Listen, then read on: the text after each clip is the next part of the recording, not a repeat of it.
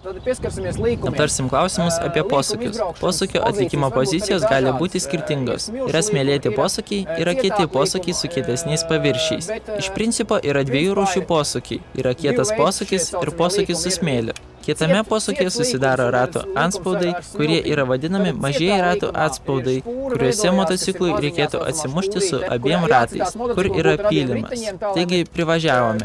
Jeigu yra duobės, tada stovime ant kojų, stabdome. Jeigu duobių nėra kietoje trasoje, aš pasirenku poziciją, kad aš ramiai galiu sėdėti ir efektingiau sustabdyti su priekiniais ir atbuliniais stabdžiais. Taigi verčiu motociklą į vidaus pusę. Motociklą reikėtų versti kartu su savo kūnu. Reikia versti į vieną lygį, kad nebūtų taip, kad motociklas įrastas, bet tu pats esi antroje pusėje. Tai būtų netaisyklingai. Taigi bandome privažiuoti prie posūkio su akceleratoriaus akceleravimu. Spartesnis akceleravimas gal nebūtų reikalingas. Ramų akceleravimą, kad jūs išvažiuojate į šį posūkį palyginus greitai. Taigi nėra reikalinga į posūkį įvažiuoti, sustoti ir pradėti nuo vienos vietos važiuoti. Taigi pasirinkite poziciją jau nuo išorinės pusės, kad jūs privažiuojate prie posūkio, atsisėdate ir visą posūkį įvažiuojate į vieną trajektoriją. Tai būtų pats idealiausias variantas.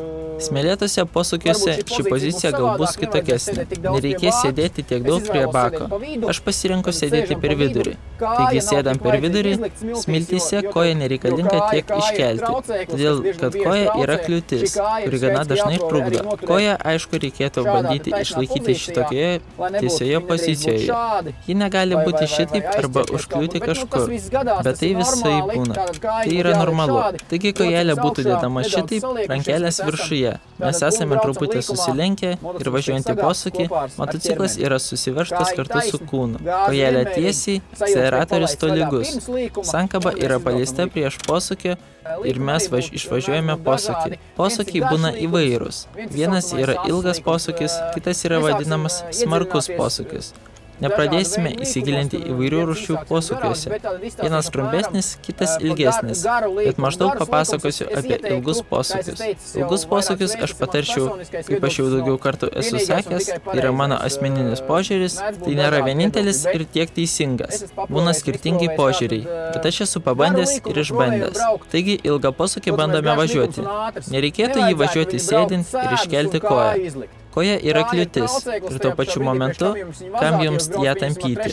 Jeigu jūs, pavyzdžiui, važiuojat su trečiu bėgiu ir koja atsimuša į žemę, ji nusišlempia kažkur šalin ir gali būti kritimas. Taigi, jeigu nėra duobės, sėdame vidaus pozicijoje ir posūkį išvažiuojame su akceleratoriumi, persijungiant bėgį ir jaučiant, kad reikėtų pasigreitinti. Posūkyje niekada nereikėtų paskubomis spausti akceleratorių. Reikėtų tolygiai privažiuoti prie posūkio ir su tolygiu akceleratoriumi šį posūkį išvažiuoti ir pasigreitinti tada, kada jūs važiuojate lauk iš posūkio. Tai buvo kalbant apie ilgą posūkį. Reikėtų iškelti kojas, jeigu yra duobės ilgose smėlėtose posūkiuose, tada keliame kojas, nueiname atgal ir bandome priekinį ratą persikelti per duobės ir pylimus, kurie susidaro išmuštose smėlėtose trasose. Apie smarkius posūkius. Jeigu kad privažiuojame, tai nėra duobės, tada reikia kelti kojas, pavyzdžiui, stabdant. Jeigu yra lygi trasa, tada nėra išmuštų duobių.